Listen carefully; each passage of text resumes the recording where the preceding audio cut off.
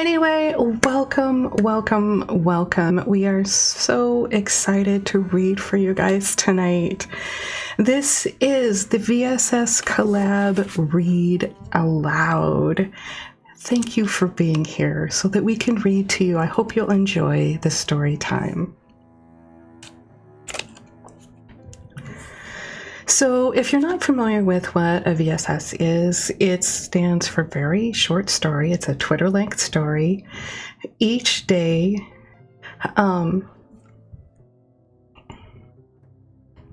we have a set of prompts, and we wrote a tweet regarding our story with those prompts, and then we would keep adding to it. And we could make multiple threads of stories, but our whole goal out of here was to end up with a story that we could use. One thing it could be used for was the zine that will be coming out at the end of the month on the 26th. We will have our very first issue of the zine, and we'll be sharing the best of our stories in that, and I cannot wait to share it with you guys. I have seen some of these stories. They are amazing. Another thing that people can do with these stories is like use them in their newsletters and share them on their website and things, and just help bring attention to the worlds and the series, if they have book series or books they're writing for. There are only 3 of us at this point reading, so I don't think that we will go over an hour. I had planned for 3 hours because I didn't have any idea how many people would be jumping in, but we have 3 stories to share with you, and I think I just cannot wait to share with them.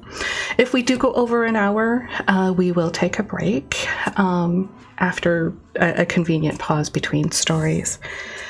So without further ado, you guys know me, I'm ShyRedFox, Amy Winters-Voss. Right down below me is Wordy Girl, and she is also known as Lexi. And then we have Moonflower reading for Desdemona Rose. So there you have it. We have everybody introduced, and I will be sharing links of the stories from each person as they read. So without further ado, we have Wordy Girl up. So go ahead, Wordy Girl.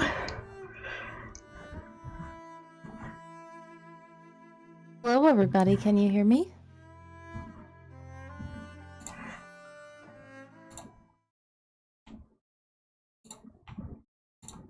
All right.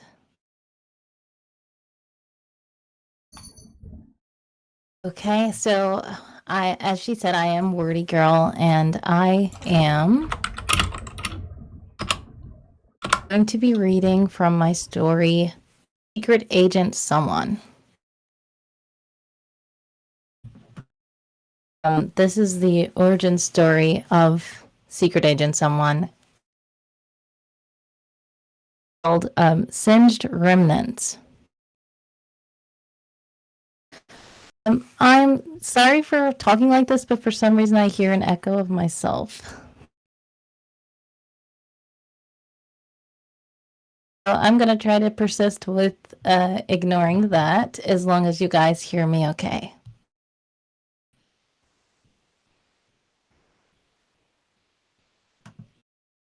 All right, so I will get on to the story.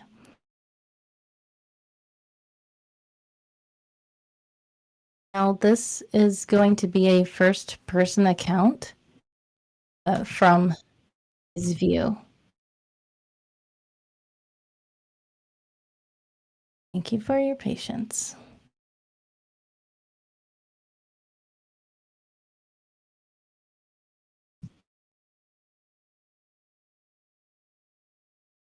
Okay.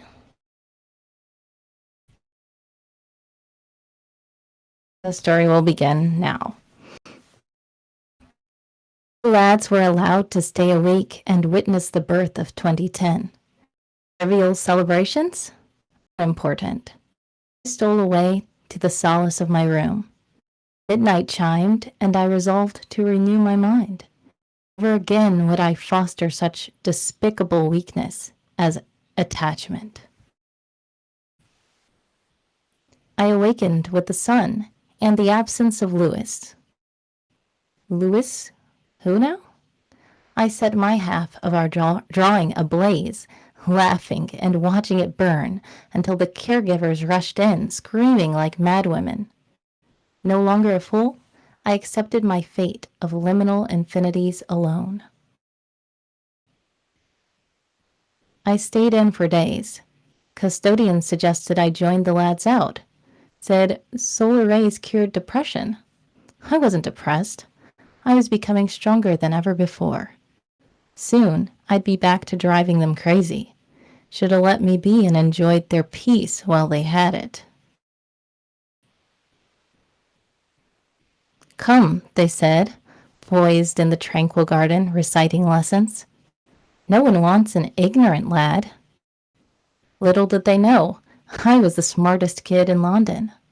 I wouldn't get adopted anyway. No matter. What good was wit when they couldn't even recognize the truth? Abednego ran away, allegedly. Mom and Dad are dead. Beatrice and Ferdinand left me here, and now Louis has been whisked off to who knows where. At the daily dawn, I burn my past to ash. So why are the memories still crawling around the curly bends of my mind? Louis once said, "Don't burn all the memories. Leave the good ones at least." What good ones? Each is connected to the other. Burn it all and move on. Even now, partaking in the memory of his words is most unsavory. All the more proof of how wrong the lad was. Much excitement filled the house whenever interviews between children and potential parents were arranged. I would have stayed in my room, but they'd never allow it. Instead, I simply did what I could to make sure none chose me. And what devious fun it was. I guessed at my age when I first arrived, but I didn't confirm a thing. I didn't give a name either, because technically I didn't have one. My birthday wouldn't come along for another few years, so no need to mention that. Preposterous? Perspicacious, if you ask me. The bell meant another important announcement from directress. All drifted mindlessly towards the origin of the sound as if under hypnosis. I stayed right where I was. Nothing here interested me. Only 1,408 more days in this wretched place, if not less. Past bonds? Only Abednego and Lewis were true. Few others, fake or conditional. Amorous connections? Non-existent. Unimportant. Lads sat talking of girls seen in television, books, mags. Two were lucky to have met a real girl. I never got the appeal. All the lads were infatuated with trying to get adopted, putting on a well-behaved show, hoping to be picked, to be loved. Pish posh. I saw some try, fail, succeed, go, come back again, and still keep trying. I'm the one who doesn't know the meaning of love? I used to share Bible stories with Lewis before bed. He was ever so curious about it all. When I told of Job, he saw a glimmer of hope for us both. I doubted. If something's restored twofold, tenfold will be taken again. From me, anyway. Lewis did get adopted. I'd read the estate's entire library. It wasn't long before I'd finished the orphanage's few novels and mags and comics. If I read anything once, I'd remember it all down to the page number. The lads knew my nose in a book was only code for leave me the heck alone. Once, they gave a special treat. Lads never tried. Watermelon. I'd eaten nearly every food there is back at the mansion. Mom and Dad saw fit I rise cultured. I learned of languages and countries afar, but wasn't let half a meter into my own front yard. Spring had come and gone, summer was fading. Crickets launching serenades into the night became my only company, besides the scattered thoughts and memories that simply wouldn't go away, no matter how much time passed, no matter how many things I burned. Lying awake at midnight, I recalled Lewis searching for our lives in Bible stories. I knew that mine could not be found in any book. I was the hero of a new, tragic tale that had never been and would never begin, and that surely would not have a happy end. I leapt up as the small pond came to mind. Lewis and I would sit upon its bridge, drifting paper boats down the stream. We had no worries, attachments, or fears. All my life I tried to say the same, but care crept back into my heart whenever I shoved it out. That morning was cool and crisp. The grass was browning, the daisies were wilting, the lads were frolicking about in their scarves and jumpers. Autumn leaves were giving up hope, falling lifelessly into the neglected pond, providing me an option to join them. The pond continued its call to me like a siren song, carried along by the whistling wind. I progressed forward with prayers in my head and oblivious feet. I practiced swimming since before I could even crawl back at the estate. None of that mattered now. I assumed I'd tripped and fallen. Breathing in, I gazed up at the arcaded bridge. Pain never did bother me. At the estate, fuss was made over my every injury. I'd only ever cried thrice, not once of physical ail. Now, I thought, my heart would hurt no more. I revived to a trembling Miss Gertrude, a kneeling Miss Abigail, and several hushed lads. The next day introduced a therapist. As not to be a liar, I told him nothing at all. Instead, I asked God why he hadn't taken me. I felt him reply, "It is not yet your time." He drained the pond after that, providing a baseline for my renewed outlook on life. I went back to being indifferent. No cares, attachments, or weaknesses. No rain to quench my memories that I burned. Life would inevitably move on. I would enjoy it at all costs. Yet, every night, my mind was still in collaboration with the devil, plotting my own demise, bringing up the past, making me weak. None knew the battle that raged within me. None needed to. I had to be strong and face this alone. I would always be alone. Time passed. I grew older. People came and went, but I didn't give a care about anyone or anything. I behaved as I pleased, no matter how crazy they thought me to be. Following the arrows that fell into place, I began sailing through life like a paper boat again. All was at peace, for my occasional shenanigans. No more duets with Lewis. I didn't need Lewis. I was used to working my magic alone before him anyway. I finally went back to being the crazy, esoteric lad the caregivers had grown to know and scorn. Years went by too swiftly. The dread of change returned. I wanted to escape this state. When it came time, I was afraid. I dreamt of fleeing the orphanage. Now, where should I go? Would life lead to the mountains? Would I become a vagrant on the street? Surely the day I set out on my own would either be the prelude to my new life or the beginning of the end. What is life? Is it even a vapor that appeareth for a little time and then vanisheth away? Beautiful cherry blossom that lasts only for a moment. Through it all, I remained a beacon of hope. I blamed Lewis. Long ago, I'd stopped expecting better. He never let anything break his spirit. I tried to forget the horror he'd faced. Prayed by some miracle life was all right for him now. He was a good lad. Departure day arrived. They released me one spring morning, assuming I'd come of age.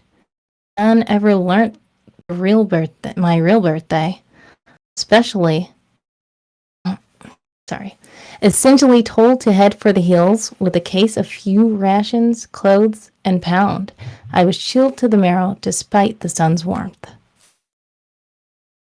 The vast world knowledge I'd been issued buckled under the weight of first-hand experience.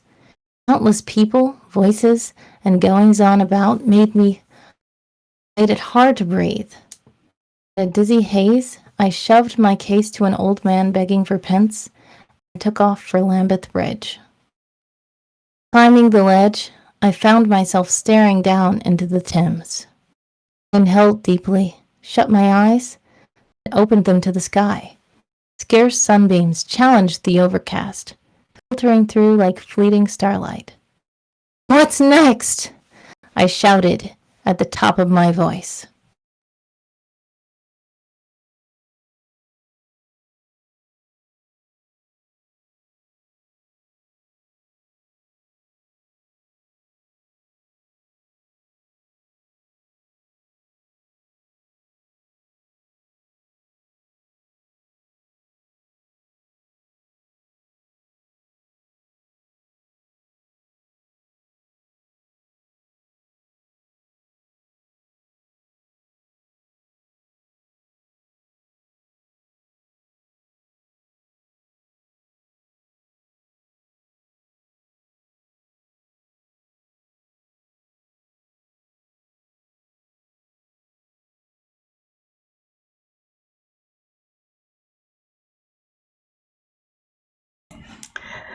Thank you. I have to mute and unmute in 2 places, so thank you for reminding me. Anyway, thank you, Wordy Girl, very much for reading. And I wanted to make sure that she was done and she had a pause between, because we are recording this so that people can have copies of it later on for their own personal needs. So, anywho, up next, Moonflower will be reading for Desdemona. I am going to go and hop on and copy the information there. Moonflower, are you ready? Almost, just had to take a drink real quick. Okay. I'm going to pop the links for Des into the stream. Let us know when you're ready. Okay. Guilty by Desdemona Road. Guilty. Aria's heart pounded, but they held their resolve. It was not the end of their life. Not yet. They had acted without thinking. Well, that wasn't completely true. They had planned their actions very carefully. They had just not considered the damage they could have caused in the city of Anunitum. Aria, the counselor continued, the selected Telithans have decided, and you must seek renewal. Aria took a deep breath. They knew what would come next. They would be forced into a liminal state. The Watcher could oversee their every action until they proved they would follow Talitha's axioms of human respect. Aria could also live on an island, with a commune called the Pure Dawn Collective. There, they would have to maintain the purest creed. They would have to shun convenience for the ecology. Aria's freedom, which had offered them a varied infinity, was gone. Now they had 2 choices before them. Do you understand the decision that you will have to make? The counselor asked. Aria looked up at the large circular window that was high above the counselor's head. A cloud moved just then, and light gleamed through the solar glass. It was metal imbued to create color. The reflection created a circular rainbow on the dark gray floor. Arya wanted to believe that the glow suggested hope.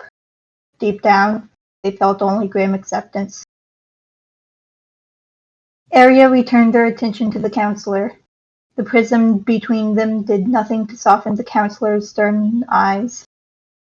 Instead, her warm amber eyes took on a strange, muddy color.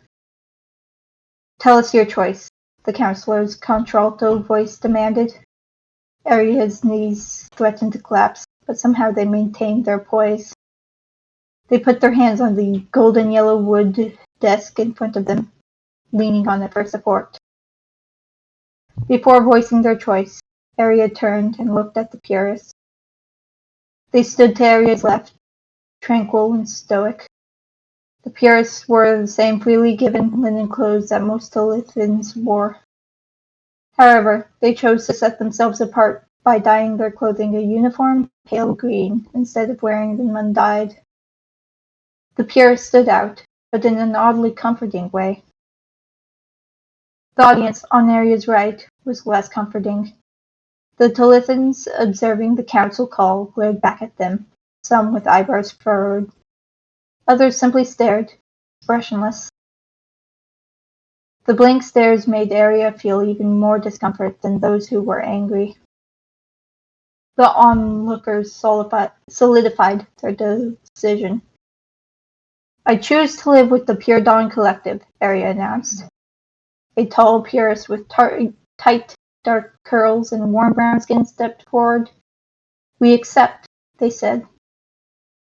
Then the waiting purists walked over to Arya and stood next to them, one on each side. The counselor nodded and gave them their leave. They each put a hand on Arya's back and led them out of the large chamber and into a side room. As soon as the door closed behind the three of them, the purists dropped their hands. Arya and the purists were led into a small room that was almost bare.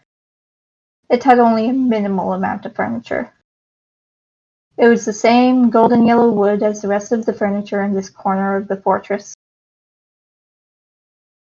In the right light, the furniture and the dark gray walls would have a striking contrast. It was day, so the interior rooms were lit with cool white-blue LEDs, a spectrum that was good for a person's circadian rhythm. It was not good for showing off the natural warmth of the wood, however. Arya walked over to a chair and sat. The day had been exhausting, and it felt good. Arya noticed their belongings were in the room already. Everything that they owned fit in one small knapsack. Arya's focus on life had not been in collecting luxuries. Instead, they wanted to know who they were. Or, at the very least, know who their father was. "Identity chip," the counselor said, and then held out a hand. Arya reached into their pocket and pulled out a small digital device. It was a simple digital tablet, the same color as the seaweed that created its bioplastic case. It was also the key to almost everything that Arya used to have access to. Arya handed it over. The counselor took the small chip out of the back and handed the chip and the digital screen to one of the watchers. Arya said nothing as the counselor and purists arranged their life for them. They sat, shoulders and back wilted, much like the mere empty bag that waited for them. "Everything is ready," one of the watchers said, an unexpected kindness in their voice. It surprised Arya. They had assumed that all Talithans hated them. "I am sorry to hear what happened with your mother and father," the watcher said. "I hope that your father knows what length you went to so you could learn who they were. I also hope that they contact you. Their infatuation with that specific knowledge is what had brought them here." Arya had an important piece of their childhood missing.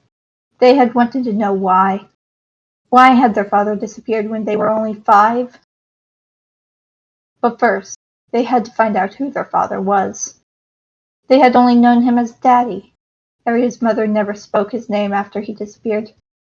Aria wanted their father to give meaning to their feelings of abandonment. They had been made an orphan even though their father was alive. Now, they felt like they were becoming another sort of orphan. Aria stood. It was time for them to leave the fortress. This would be Aria's last time here. Their next stop would be the medical complex, and then it would be time to leave. Before the group walked out of the small room, the Purists had to reconfirm the one oath they would need from Aria. The Pure Dawn Collective requires all members to have their fertility blocked, the shorter, bald Purist said. First member Hannah, our founder, demanded it, and we have upheld the tenet. This protects our small island and Talitha Harbor from an unsustainable population. Do you still agree to abide by this rule? It was almost comical, Aria thought. The one sacrifice that everyone focused on was the only thing about today that didn't bother them.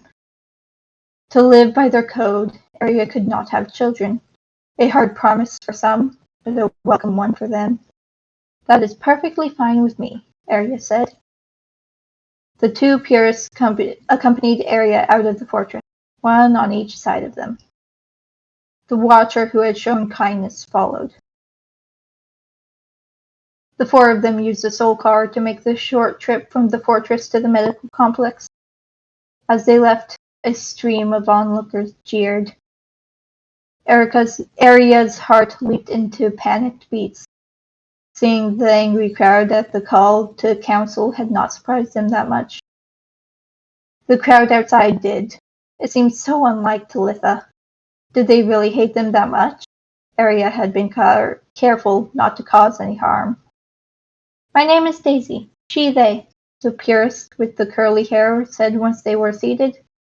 I am pleased that you chose the collective as your option. Aria forced a small smile. At least the Purists were not acting only under obligation. Aria broke one of Talitha's basic axioms. They could have put Anuntium's mainframes in jeopardy. Aria would not have been able to delete everything. There were backups. But they had caused fear that it could happen. It would have completely disrupted the way of life for a majority of the population. Thank you, Aria said. The procedure to block Aria's fertility was simple. Talitha had perfected the method centuries ago. The simple, almost painless device would make sure Aria would not produce offspring. When it was complete, the Purists escorted Aria back to the soul car. This time, there was no audience. The Tillithans had already moved on. The spectacle of Aria the hacker was over. The soul car left the medical complex and drove away from the city. Aria would leave a fully connected place in which they had some digital access to all of Talitha's history. Now, they would live on an island with almost no technology. Hidden away, Aria would never know who their father was. A secret that had died when a genetic disorder took the life of their mother. A secret that Aria had run out of time in uncovering. They had inherited their mother's illness, and the signs of their decline had already started.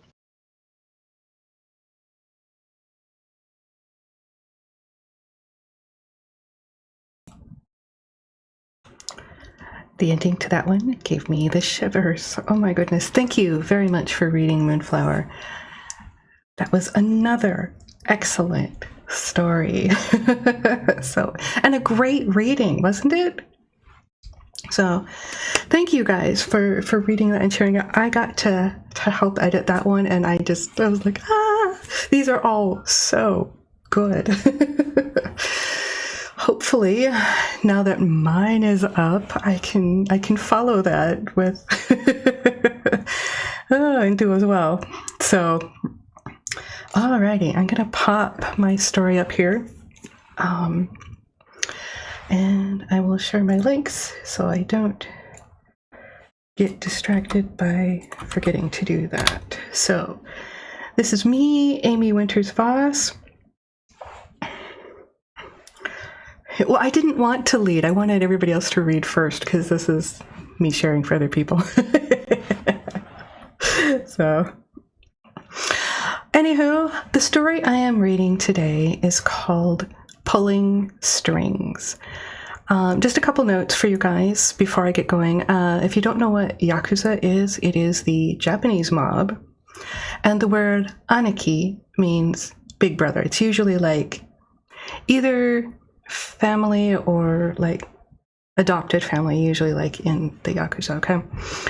This does contain spoilers for Rise, but it's the point of view that I have wanted to write for quite a while. So just so you know, there are spoilers. So, okay, I'm going to take a real quick drink here and then I will read.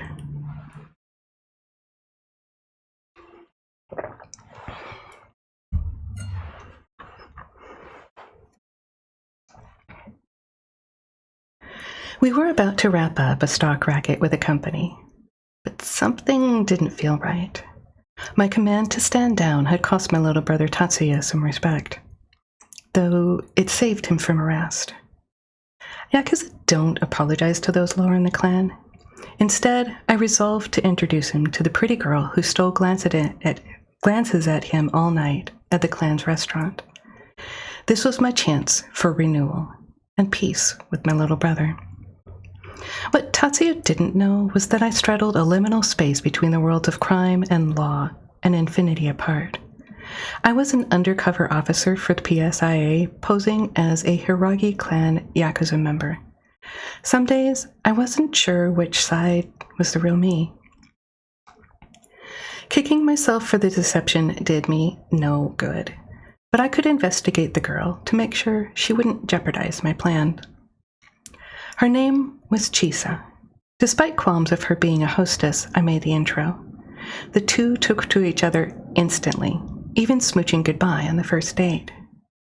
The next day, Tatsuya shoved his hands deep in his pockets. Aniki, why would you take a girl on a first date? Idiot. The way she kissed you, you're well past that stage. He scowled. Who was I to judge? Fine, I'll suggest Shibuya Sky Solarium. Great view. Proudly, he shared pictures of their date, the pair poised against the cityscape beyond the glass, a perfect couple. Prickles formed on the back of my neck from the anything but tranquil glint in her eyes.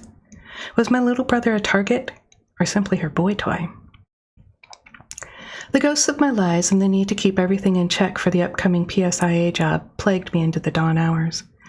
So I dragged myself out of bed and paced to work out the current problem: how to protect Tatsuya. The curly, twisted nature of undercover work could do more than catch criminals. It could protect people, too. First, I'd have Chisa tailed, and further steps depended on what I found. Recruits lined up to chat and drink with the cute girl at Bunny Bar. Chisa was the top hostess and booked solid for weeks. Spies partook in chat and drink with other girls in the club. Finally, one reserved a time with her. When he checked in, he replayed the recording as Chisa coyly shared memories. Oh, I like bad boys. First daughter from a line of them. Heard of the Shoyukai? My spy shared concern for her, though Shoyukai was a ruthless splinter of the largest Yakuza clan.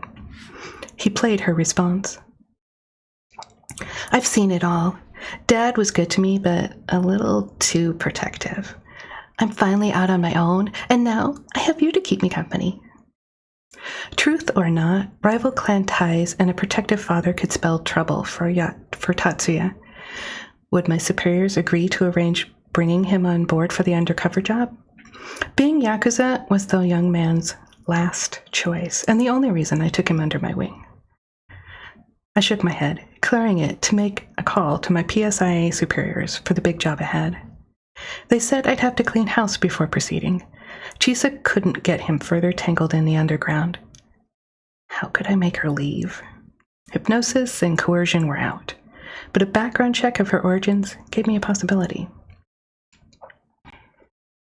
My PSIA partner contacted her parents, telling them about her risky job and the danger she was in due to her relationship with a Yakuza in another clan. Within an hour, Chisa's family responded they'd intervene. My guts twisted. I should have never made the connection for the pair. They were shockingly amorous, even publicly. Rumors flew. I knew by how Tatsuya talked it wasn't just lust, but the way she bragged, I couldn't tell if she really cared.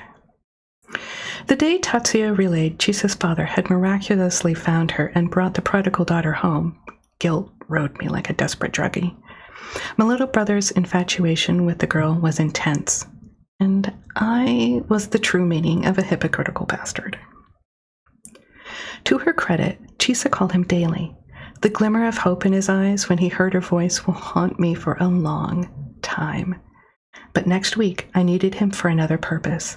Chisa would only get in the way, and the clock was ticking. Finally, Chisa announced her engagement. The phone dropped from Tatsuya's hand. Had I not been his Aniki, watching him so floored would have been comical. But her call was the code that her family had completed the couple's breakup. Tatsuya and I drank heavily that night, for different reasons. My PSIA superiors, hesitant to launch an undercover operation with an unknown, said to push Tatsuya hard. It'd prove his loyalty to me. Plus, it would help him get over Chisa. We did everything my superiors asked, and then some. That was on top of our normal routine to pay our Yakuza clan members fees. 2 jobs' worth of work was brutal. Our serenade of jumping through the force's endless hoops lacked response. Why wouldn't they answer? Time was almost out. When the midnight deadline for deciding who was on the job arrived, I resigned myself. The higher-ups couldn't see Tatsuya as hero material, even though the kid hated being Yakuza. I couldn't save him, nor tell him how hard I'd tried. I had to do this one alone. Worse, I couldn't drink away my frustration. I had to be functional. So I told Tatsuya he had the night off and went to hit the clan HQ's gym punching bag until my knuckles bled. When the alarm went off the next morning, I threw it across the room. The day brightened when a messenger delivered a plain, unmarked envelope with the permission. Perhaps it wasn't too late. My fingers trembled as I dialed my little brother. How would he feel about working undercover? Would he hate me for lying to him about being Yakuza? Tatsuya arrived at my place with breakfast in hand. I was about to leap into the offer when I got another call. It was Yoshi, the clan's second in command. Loud shots echoed in the background. He shouted, "Attackers are streaming into HQ!" Shit, a rival clan.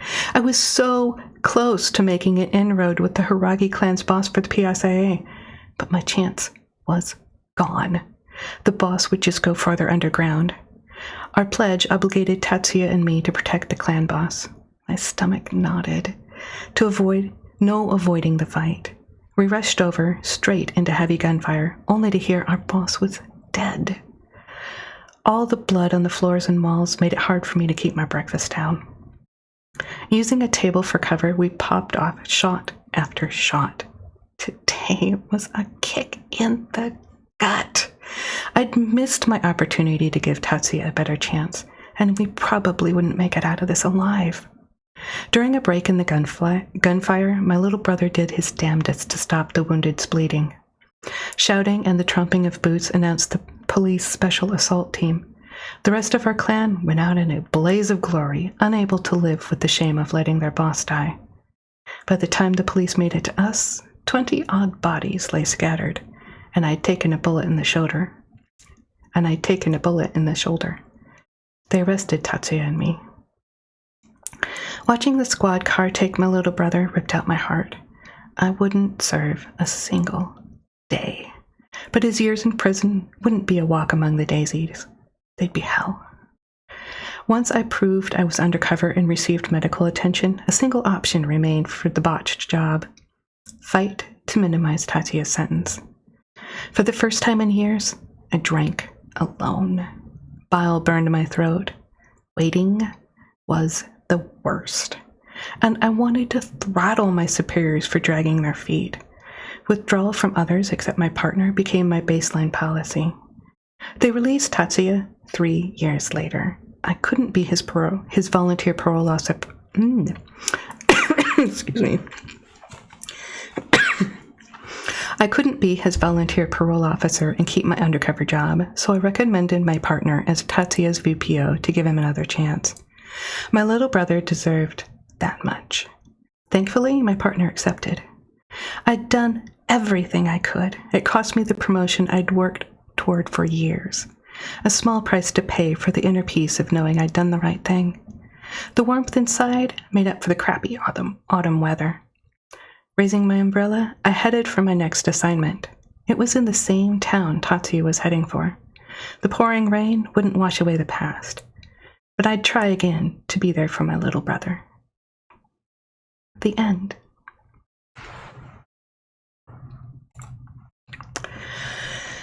So,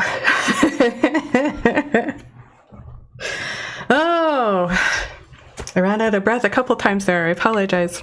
It didn't help that I had a tickle in my throat. I apologize for that. But anyway, those were fun to read. I hope you guys enjoyed it. And Sable says, much is explained. Excuse me. Sorry. Anyway, Moonflower and Wordy Girl, do you guys have any input on how you felt the reading went, or if you guys want to do it again? Sable says, I hope you will publish that in a collection later on. We are going to be doing some collections here. Just a second. Let me pull up my screen. Do I have the right thing? Hello, can you hear me?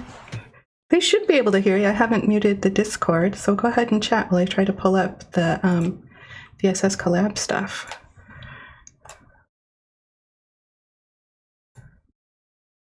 Yes, so thank you again for hosting this. This was very wonderful, and it was very nice to hear everyone's stories. Your story is very interesting. I'm not familiar with the whole Liminal Chronicles, but that did make me interested. And likewise, Des' story and Moonflower did such a great job reading it as well. So thank you to everyone, even all the people who are watching. Thank you guys for listening to these stories. Yeah, thank you, Moon, for joining us and for reading. Sorry, Moon just hopped out. So, but thank you so much for reading. I really appreciate that. I was really, really glad to host this. I'd thought about this for a long time because, so I started doing VSS's some point, I don't know, a year or so ago. And then Sable's like, I'm going to take up the challenge and do it too. And then we did it, 4 of us, Eli and me and Author Goddess and Sable. And we did polls to see whose was more popular. And I wanted to be able to include more people. And so this grew, and it's just been a lot of fun. So thank you for joining and making stories. I hope that everybody was able to enjoy writing stories that participated, and I hope that everybody will be able to join us for the next one or future ones, because I want to continue doing this. It's not been a ton of work. There was some work in the setup, but other than that, yeah. By the way, so I will share here. If you guys want to join for the next one or future ones, whatever, people can hop in and out as they want. You're welcome to join us. This is the vssCollab page. You can check out the challenge and how to join. You can sign up here if you want. But Sable had mentioned, I hope you put this in a collection. We will be putting out in Threads, which will be the collection of all stories of the best that people feel they had done. Put them in to this in Threads issue, and then I'll be doing this quarterly for the zines, because it's going to be quite a bit of work. But I really am looking forward to this, because this will be publishing proof for people, and just another thing to add to your resume as a writer. So, but we will be continuing to do this, and people can join in at any time. One of the things that I've gotten as far as questions go, and I'll be really quick with this because I know we got done with the stories, but a lot of people are like, oh, I can't do a really long one. I wasn't up to doing them all. If you do them all, I'll give you a badge, but there's no requirement to do that. If you want to join in for the read along or the Zine, you just have to have 2 tweets together to make a little bit longer story. I want to make this approachable and fun. So that's the details. Again, the Zine will be released on the 26th, so we have submissions open until then for anybody who participated. We are doing prompts here, and you can see ahead of time, this particular prompt set that we're doing, Brave Right releases their prompts weekly, so I update it as we can, so you can kind of see which prompts, and you can jump in as you see fit. Yeah, so for the read-along, I have a question for you guys. Do we want to keep doing the read-along? I enjoyed it. I hope you guys enjoyed it. If we would like to keep doing the read-along, go ahead and say so. Yeah. Do we have any questions? Any questions about the stories, or questions for those who read or those who wrote, or thoughts on the VSS's in general? So go ahead and pop those into chat. I'm going to grab a drink real quick and mute myself. So, and then I'm going to pop back over here so I can pop back over here. So I'm going to mute myself real quick while I get a drink.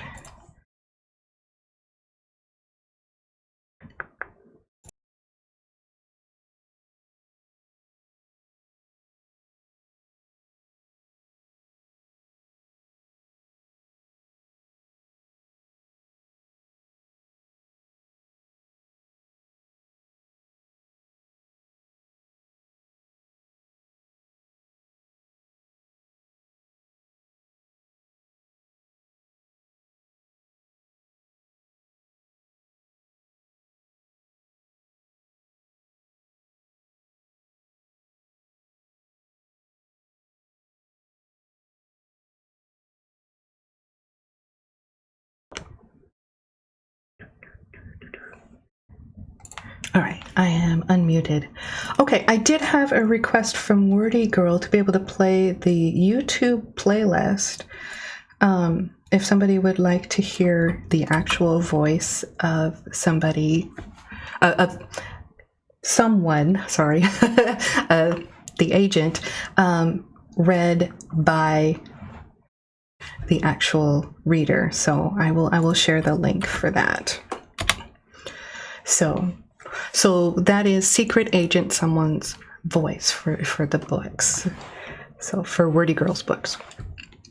All right, I'll go through the notes here. Sam Surratt says VSS is fun to do, so I'm glad you guys are enjoying that. We have some really challenging words coming up. I'm not sure what to do with them, but yeah, I'm looking forward to that challenge. So Phaedra says, I definitely liked the challenge. It's a good way to get outside outside of the writer box. Sable says, do you mean the live readings? Absolutely. Awesome. We will keep doing that. Daz says, do you all intend to write more of the stories? All of you who read, I mean. Yeah.